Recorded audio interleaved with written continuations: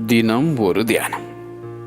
இன்றைக்கு இந்த வீட்டுக்கு ரட்சிப்பு வந்தது.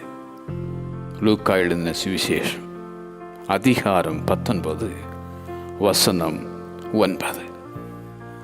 எரிகோவில் பிரவேசித்து அதன் வழியாக நடந்து போன இயேசு எப்படிப்பட்டவரோ என்று அவரை பார்க்க ஆசைப்பட்ட அந்த சகையு. அவன் ஆயக்காரருக்கு தலைவன், ஐஸ்வர்யவான். காட்டத்தி மரத்தில் ஏறினவனை இறங்க செய்த ஆண்டவர்.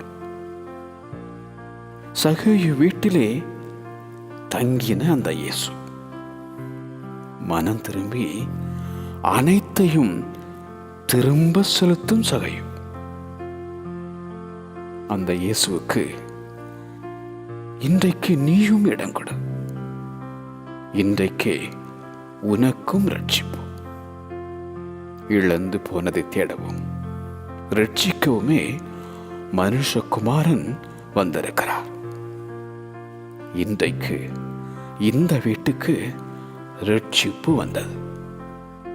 இன்றைக்கு இந்த வீட்டுக்கு ரட்சிப்பு வந்தது. ஆமென்.